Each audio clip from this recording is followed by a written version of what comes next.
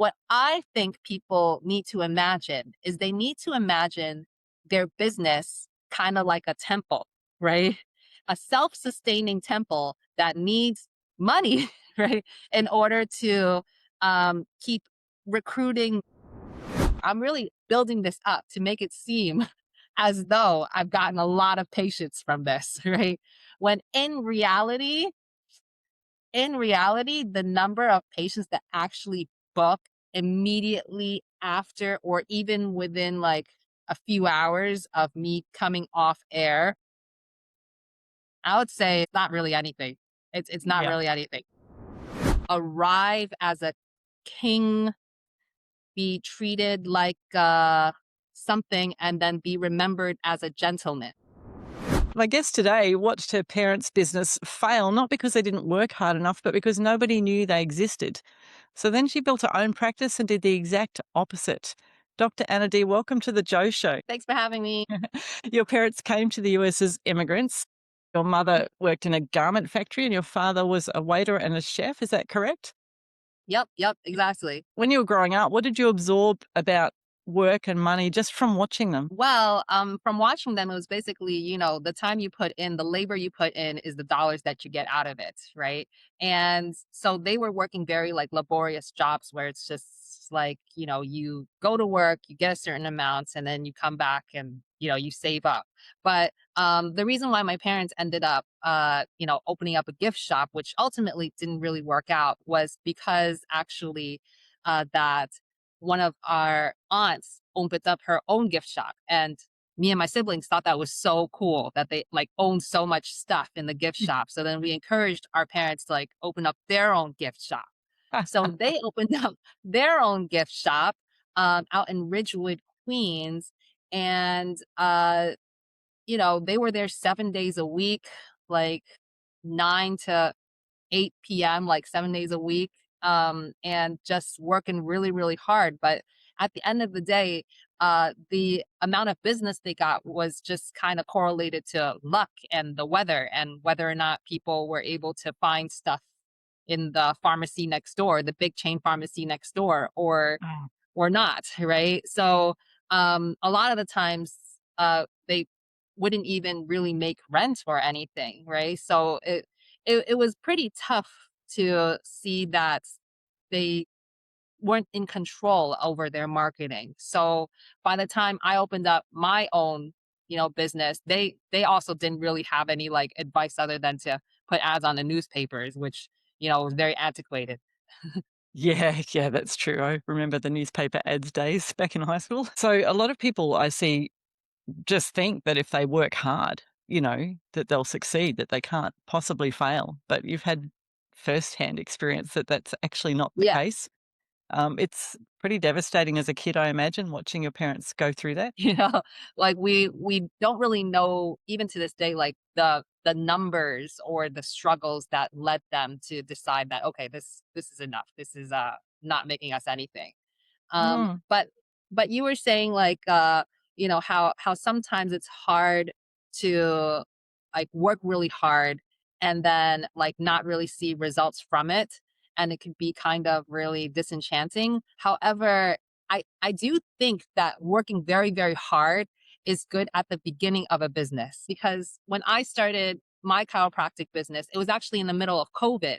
Uh, and that's because that was like the best deals that you could get. I actually subleased from a physical therapist's office. I kind of cold messaged like different physical therapists on LinkedIn being like, hey, you got space? And I basically quit my job as an associate chiropractor.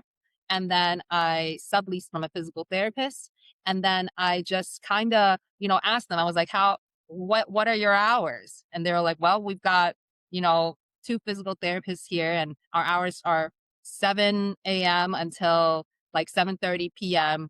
Monday through Friday almost. And then I was like, okay, I'll be here. I'll be here like Monday through Friday, 7 to 7:30, right? Why not? And I'll be Yep, here on Saturdays as well, right? yep. So by doing that, I learned that I could run very, very hard on the hamster wheel, right? That by making it myself purely available and working hard, I'll always know in the future if whatever reason my business like struggles or something, I know I could run back on the hamster wheel all over again. So there is a value in working hard at the beginning so you know that you have a safety net because you can always rely on hole number one, which is yourself. You know? That's a really important point, isn't it? It's the create your own luck mindset. What point did you decide to invest in paid marketing?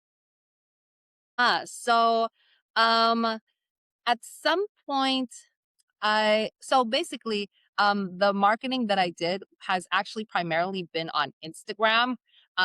Just kind of like um experimenting, seeing if like, hey, if I put some money into these ads, will there be people who actually show up, right? Yes. So I guess I probably started to sponsor ads maybe like a year into it because Mhm. that's when I started to have my own. I hired an associate and she didn't have as many reviews as I did. So in order to kind of like plump up her schedule, I needed to make sure more people knew about the business. You know, with me, I'm just like I could sit around as long as I'm here for like 6 days a week, like these crazy hours, people will show up, right? Yes. But I started running ads relatively like pretty early. I knew that I didn't want to run a chiropractic ad and have somebody watch the ad and think I need to book for my local chiropractor. Instead, I knew I had to make my ad remarkable enough that somebody watches my ads, even if they already had a chiropractor that they regularly go to.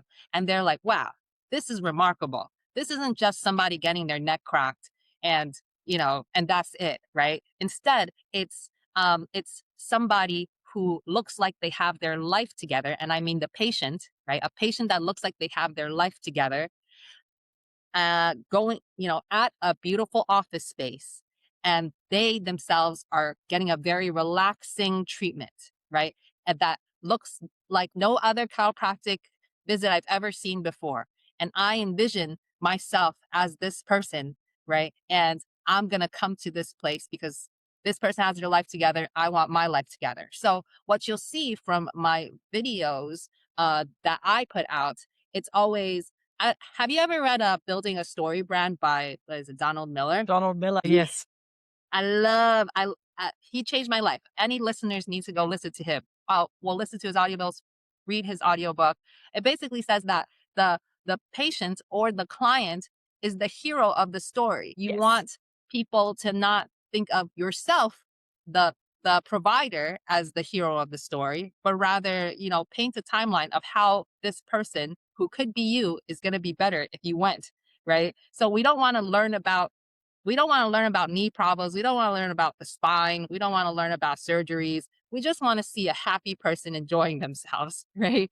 Yeah. So anyway, I started. I What I did was I paid a videographer to come and then give me all his raw footage. Right? I was like, don't bother editing them. I know how to edit videos. I know the story that I want. So just give me all of the raw footage. So he gives me all of the raw footage. And of course, I paid for like Craigslist models and, people on Facebook to like sign that they were okay with getting filmed, not using actual patients, not using, actual clients, right? Because I knew I Mhm. was going to use these images everywhere. And since then, it's just been, using these raw footage, putting to turning them into short form video ads, um, making each one specific to one person's journey on their visit, putting very cool music in the background. Okay, and here's a tip for a lot of people, which I don't know. It's kind of like gray area for Instagram, but if you use music that's remixed, Instagram usually doesn't take it down, right? But it's still like a familiar tune that people like. So that's a big tip. Oh, and you get a lot of people commenting asking, "What is this song?" which Great which for engagement. drives engagement. So that's my Yes. tip. So that's my tips with my videos. You're totally nailing it on so many aspects that I want to stop and just emphasize because I think it's really important for listeners. First of all, making your potential customer the hero of the story. And Seth Godin frames it really neatly of like people like us do things like this. If they can see themselves doing this, you've got them. You know, they Mhm. can imagine their future.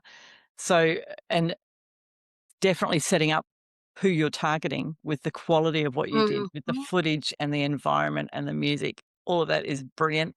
Um, differentiating yourself, not leading with the logic, because we like to be entertained first and imagine things first. Then we back up Mhm. our decision with logic. So not going in with "here's how I crack your spine" is brilliant.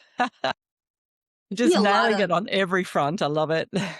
Yeah, I see a lot of like mistakes that other chiropractors make that or even physical therapists or other service providers make, right? That I just think, oh man, I wish I could tell them like you're doing it completely wrong. And I could like give some examples of that. So for example, um there's this one chiropractor who on his website there's like a video at the beginning of the website, right? And that video is basically like follows almost like first person behind the chiropractor. This is a very famous chiropractor, by the way. I'm not going to name his name, but it follows behind him, and he's going from room to room. One room he's putting on a hot pack on the patient. The next room he's um, showing a patient their X-ray, and then the next room, he's doing an adjustment, right? And it's not sped up or anything. He's trying to show people, look, I'm doing all of this, I do all of this stuff for people, right? Mhm. But at the end of the day, the question becomes, who are you trying to market to?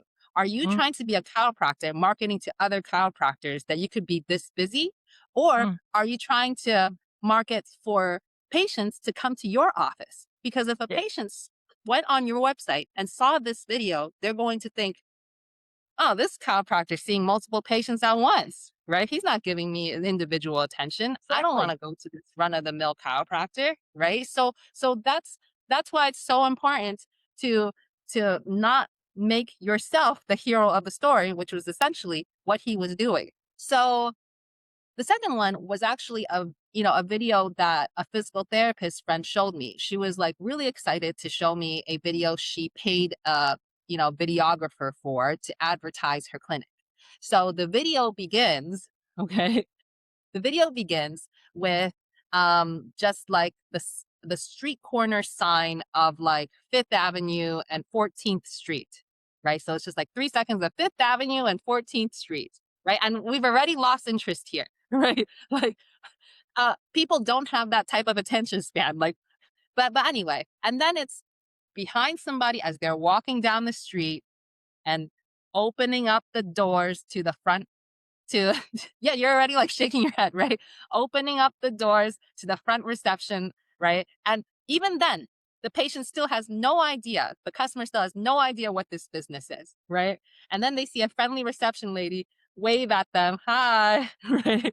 And then the patient walks back to the back of the gym where somebody's just doing a very boring resistance band exercise, right? And then I was like, wow, how anticlimactic, right? Yeah, you made that face, right? Like that. Anybody watching this video, number one, there was no hook to this. There was no video. I mean, there was no words or saying at the beginning telling you, I'm about to take you on this journey and this is what you could expect, right?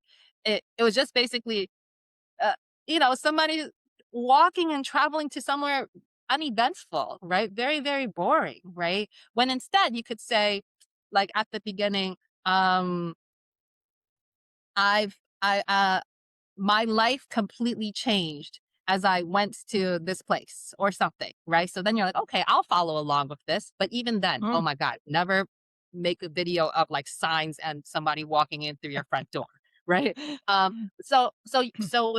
So basically with ads, you have to cut straight to the point, right? People have very, very short attention spans. Cut straight to the point.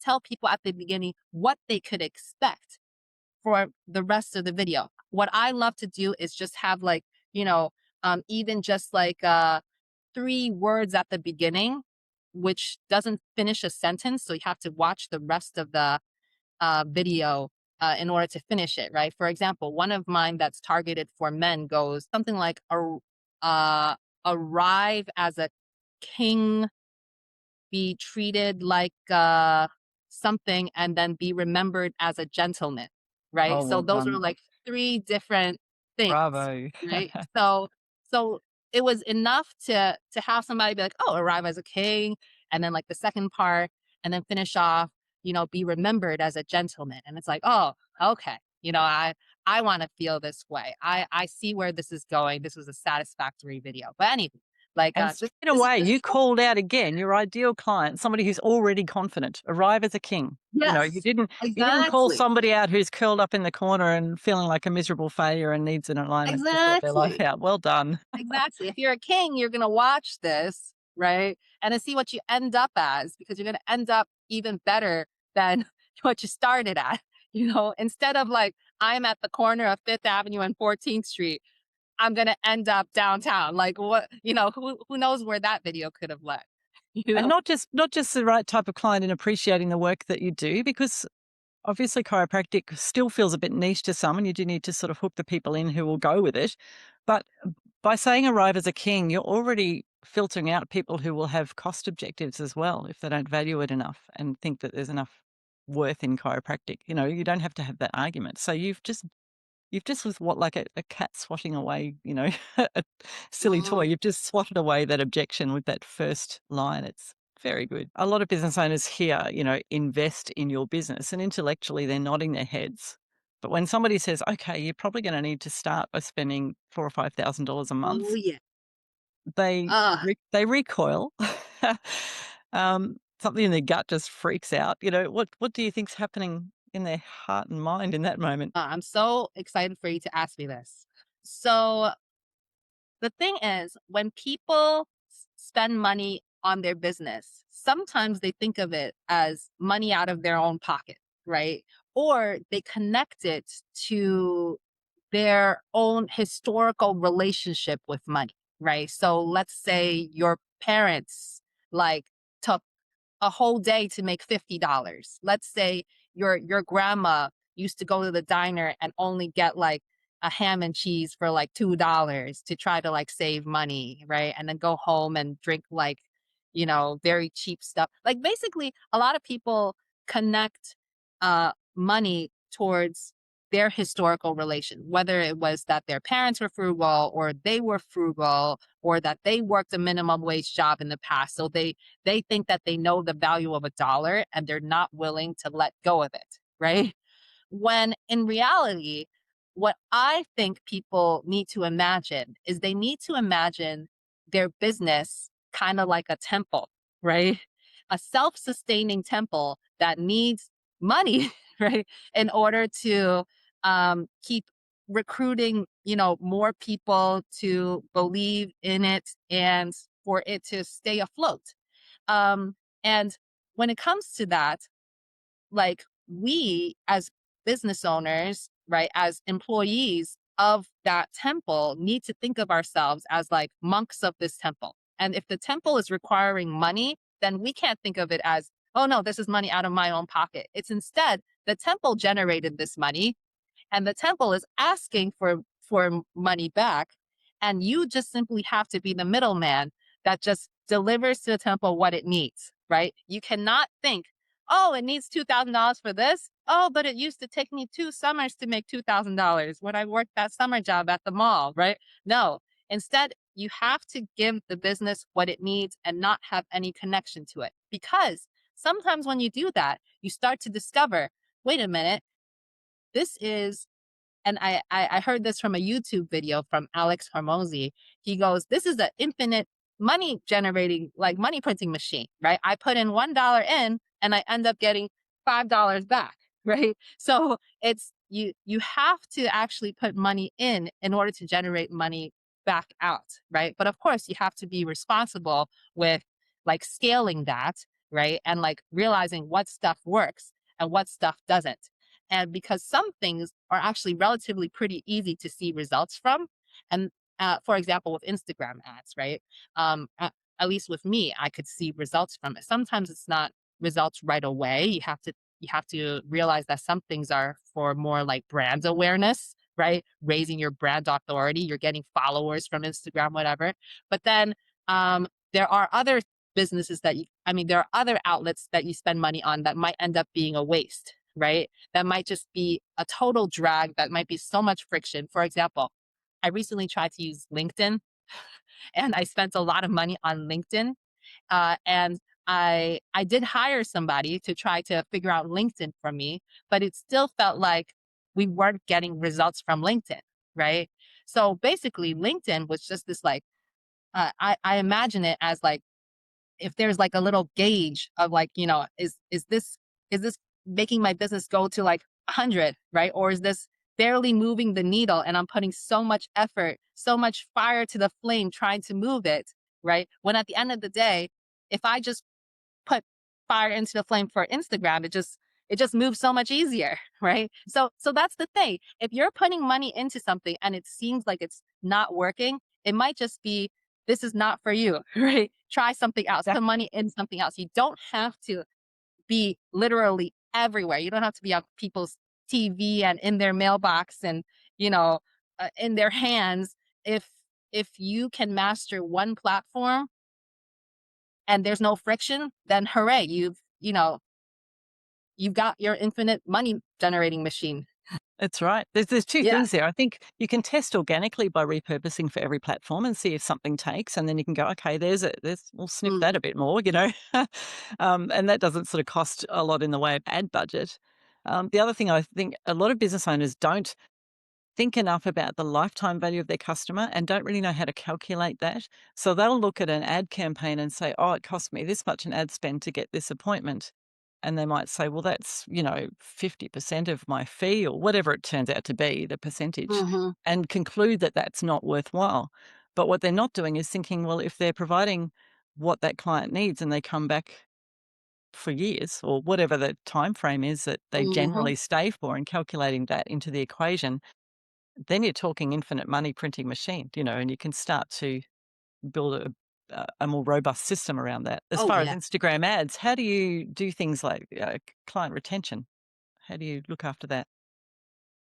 So when it comes to Instagram ads, the nice thing about it is that when I run an Instagram ad, if somebody's not ready to book like right now, they'll they'll just like follow you. And that Mm, kind of like bookmarks you, right? So if they happen to look up chiropractor on their search engine again, you'll be the first one that pops up because you're someone that they follow already, right? So another nice thing about people constantly bookmarking you, even if there's a whole bunch of people who aren't ready to see you, is that when somebody follows you, then when their friend comes to your profile, they'll see that their friend follows you already. So they kind of assume maybe this person's been there already, right?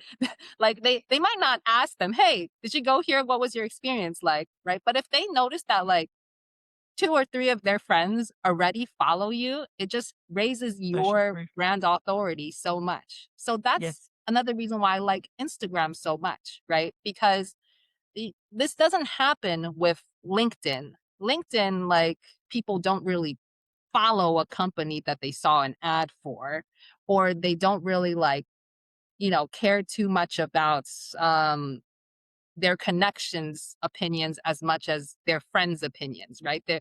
And this is also the difference of having ad connect to a website, right? Because if somebody's ad connects to a website, they're like, oh whoa, I wasn't willing to go that far yet. I wanted to take a look at your profile. Going to the website is too soon for me, right? I'm out. I'm gonna click X, right? So when somebody sees my Instagram ad, it's nice because even if they don't book right now, they have raised my credibility, right? If they followed me or if they share something or if they commented on something, it just continues to raise the credibility of my actual profile to get more organic reach. And Mm, then of course, right? It's not just new patients that are going to see these ads, right? There might be some existing patients of mine who maybe came in for like 2 visits 2 years ago who sees the ad and then they're reminded, oh yeah, I gotta go back to this place, right? So it's not only something, fortunately for my business, that brings in new patients, but existing patients are actually even more valuable because you know that they already have come. you know um but yeah, that's why I really like using Instagram and those ads. It's working really well. There are plenty of horror stories around about people who have built big audiences on a social media platform and relied completely on it, and then their account was taken down for some reason. The vagaries of the policy gods.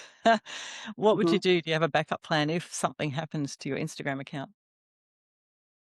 If something happens to my Instagram account, honestly, I would just like it's totally fine to just restart it all over again. You know what I mean? Actually, if my Instagram account got like totally deleted, then I could focus more on actually like improving my algorithm more by literally posting more often, right? Because the amount of posts that relative to my account age right now, it's not enough to really skyrocket the algorithm to have me, be shown to all of my followers, right? So if I could just literally start over, I feel like I mean, the thing is I could technically, because there are some businesses that have like, I guess like subsidiary accounts that are like backup accounts or like, or accounts that have posts that they feel is a little bit too off um,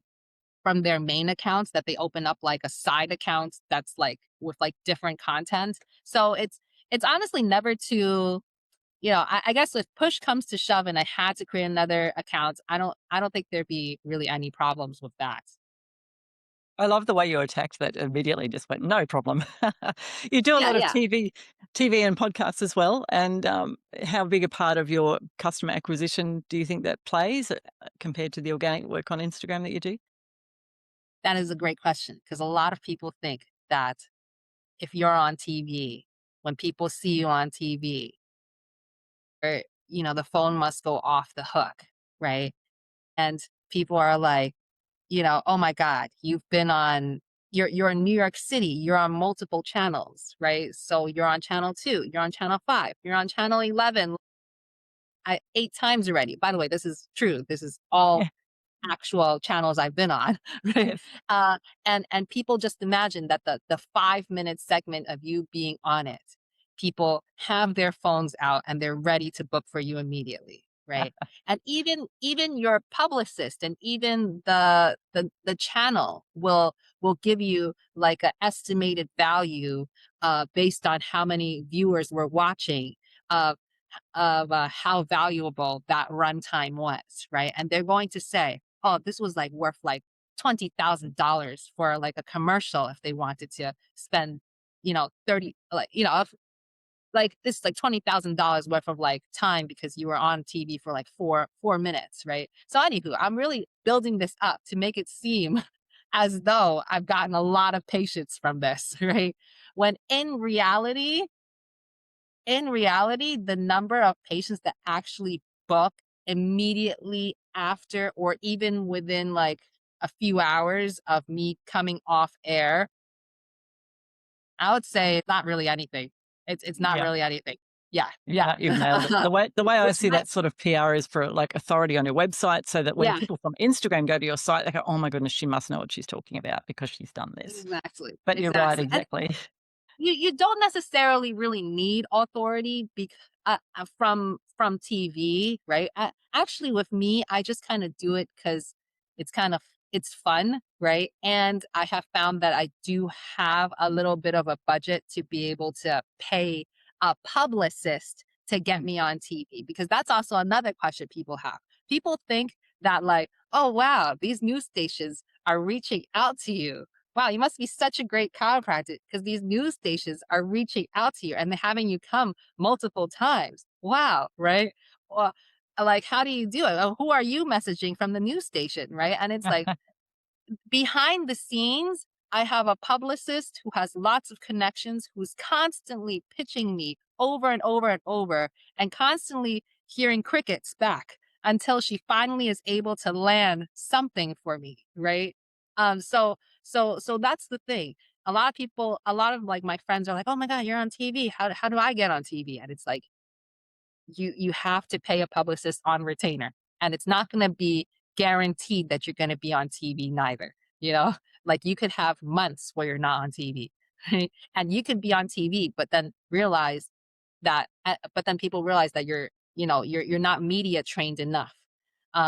So when it comes to using like television media, interviews, podcasts, and stuff like that, um, I will say that it just helps build brand authority, and and one should not expect any patients coming from that in particular, but rather just use it to make your business you know seem like it has more authority, if that's what the patient's looking for, if Mm, that's what's going mm. to set you apart. That's definitely the way I see, long form podcasts with podcast content too. You know, the value is maybe not so much in the initial episode, but it's in the clipping and the small highlights that get people's Hmm. attention to build that ecosystem over the long term.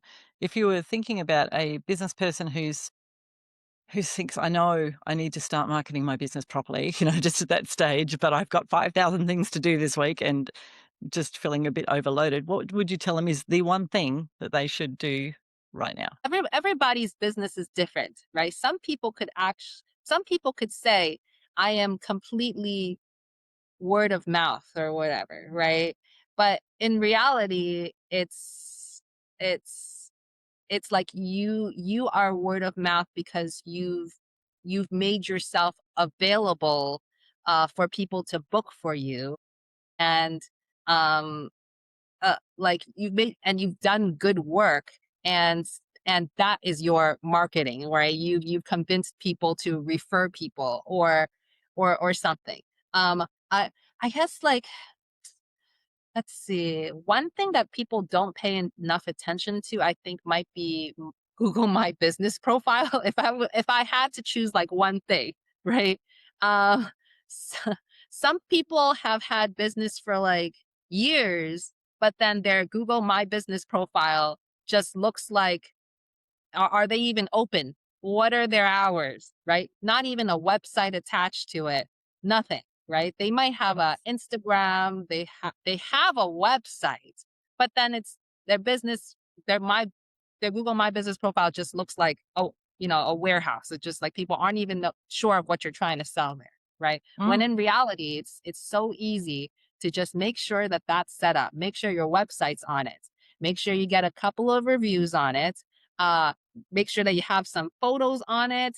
Um, and there are so many additional small little things you could do with Google My Business profile that raises your business credibility more. But and that could take you like literally an hour or two, very, very easy. And I think people don't utilize that enough. It's an essential starting point, even for e-commerce brands that I manage. If they don't have a Google My Business profile, I make sure they set one up anyway, even if they're completely online. It's very important. I tend to want to stick it on their about page, update it weekly, actually. But my partner's always complaining when he wants to buy parts for our boat or something that, you know, he's looking around on Google and the businesses aren't even listed. And then he finds out Mhm. that there was a metal fabrication place 2 blocks away, and he gets very upset. You know, they Mm, weren't even mhm, there.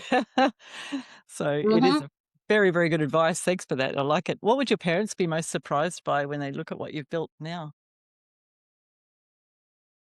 Ooh. Um, I think they would be surprised that uh that's that I don't know if high school me um high school me could have envisioned that I would have built something like this, right? But the things that happened when I was younger in high school, junior high school, college, like, eh, all the things that might seem like it was stuff that was holding me back actually helped prepare me for who I am today, which might be very surprising to my family, to my parents, considering my grades sucked. I was in front of the computer like 24/7 playing games all day instead of like doing homework, instead of like, you know, making sure my test scores were good. But all the things that I was doing in the meantime, I had no idea would help me in the long run. For example, the games I was playing, I ended up making fan pages for those games, which helped me learn how to code websites to build my own website. Um, the the guy that I was dating in college was a musician, but I, helped take pictures. I saw him do like music videos. And I saw what it took to make a good like videography, like, have good videography skills, right? Um, and so many things in the past, as you're growing up, you might think that that's not going to help you so much, but then it winds up helping you so much. Oh, and another thing is that like some of the games that I like to play were like tycoon kind of games, which are if people don't know what a tycoon game is, it's basically, hey, once you have enough money for an upgrade, you got to buy the upgrade immediately, and that's the only way you can make more money for the next upgrade, right? So that was another way that I learned to build a business like this, right? The coding, the videography, the photography editing skills, the business acumen of disconnecting money towards like, how you feel about it, but instead of what your business needs, like led me to build this business. And though my parents didn't see that, happening in the background, right? All of a sudden I, started this business and it just, you know, grew so much because like I really have not too much aversion to risk. Nobody could have taken that footage and edited it like you did to shape what you could see in your mind, and I think that is just absolute gold. What's next for Unity? Where are you gonna take it? Ooh, next for Unity is we are about to so the next thing for Unity is actually that we are going to move our office to a larger office, right? And it might seem like, oh, great, you are doing an upgrade because you have enough now. When in reality, it's more, oh no, my current office, the landlord sold it and they're going to demolish the office, and now I am forced to move to a space. And if I'm forced to move to a space, it better be a better space. So that's the next thing for Unity. We are now, literally, as you were saying at the beginning of the podcast, you were like, what would you do if you literally like lost everything and then you are forced to start over, right? Some people might think of it as, man, like literally imagining myself in 2020 when I opened up business, how the struggle of